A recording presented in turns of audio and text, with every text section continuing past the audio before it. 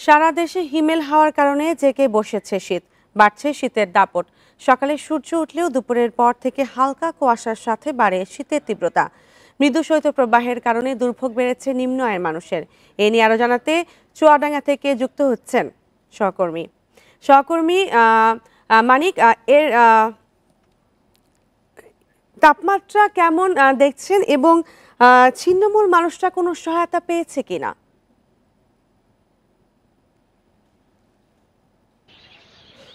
গত ৩ দিন ধরে চুয়াডাঙ্গার তাপমাত্রা 11 ডিগ্রি কিংবা তার সামান্য একটু উপরে অবস্থান করছে। আজকের তাপমাত্রা 11.8 ডিগ্রি সেলসিয়াস, যেটা চুয়াডাঙ্গা আবহাওয়া অফিস রেকর্ড করেছে সকাল 6টায়। তো চুয়াডাঙ্গা আবহাওয়া অফিস যেটা বলছে সেটা হলো সকালে এবং রাতের তাপমাত্রা নিচের দিকে নেমে আসছে। সারাদিনই তাপমাত্রা কম থাকছে, যে কারণে শীত অনুভূত হচ্ছে বেশি। আর তাপমাত্রা কম থাকার কারণে নিম্ন আয়ের মানুষ যারা কাজের সন্ধানে খুব সকালে ঘর থেকে বাইরে আসেন, তারা খুব কষ্টে থাকেন। বিশেষ করে ভ্যান রিক্সা চালকরা, তারা শহরে আসছেন ঠিকই, কিন্তু তারা বলছেন যে তারা পর্যাপ্ত যাত্রী পাচ্ছেন না। তাদের সারাদিনের যে উপার্জন সেটি কমে গেছে, যে কারণে তারা বলছেন যে তারা আর্থিকভাবে কষ্টে আছেন। আর আপনি যেটা বলছিলেন যে ইতিমধ্যেই কোনো ত্রাণ বিতরণ হয়েছে কিনা, এখানে শীতবস্ত্র কিছু বিতরণ শুরু হয়েছে, যেটা হচ্ছে বিভিন্নভাবে ছিন্নমূল মানুষদের ভেতর বিতরণ করা হচ্ছে। ছিন্নমূল মানুষ যেগুলো স্টেশন, রেলওয়ে স্টেশন কিংবা বাস টার্মিনাল এলাকা এবং অন্যান্য এলাকায়, যেসব বাজার, হাট বাজার এলাকায় যেখানে রাতে কিছু মানুষ অবস্থান করে, সেই সব এলাকায় কিছু কিছু শীতবস্ত্র রাতে বিতরণ শুরু হয়েছে ইতিমধ্যেই। তবে যারা ছিন্নমূল মানুষরা বলছেন যে শীতবস্ত্র অপর্যাপ্ত, অপ্রতুল।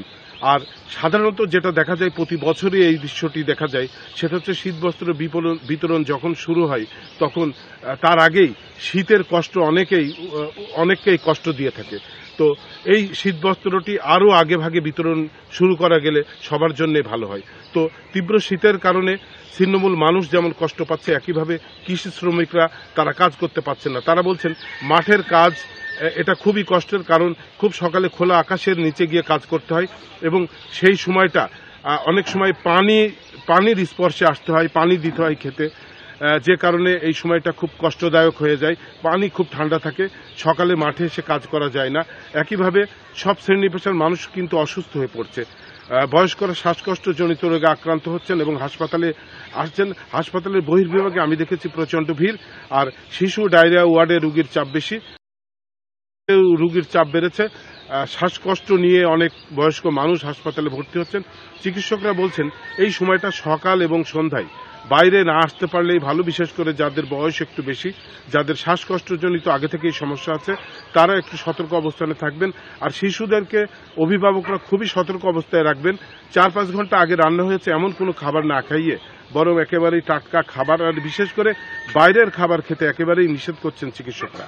তো আবহাওয়া অফিস থেকে যেটা বলা হচ্ছে সেটা হলো, গত বছরে যে আবহাওয়ার পরিসংখ্যান আমরা জানি, সেই তুলনায় এবারেও শীতমাত্রা একই পর্যায়ে চলে যাচ্ছে।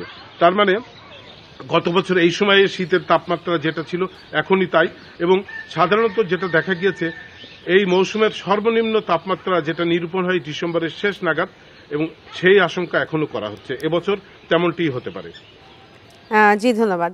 চুয়াডাঙ্গা থেকে যুক্ত হয়েছিলেন সহকর্মী মানিক আকবর।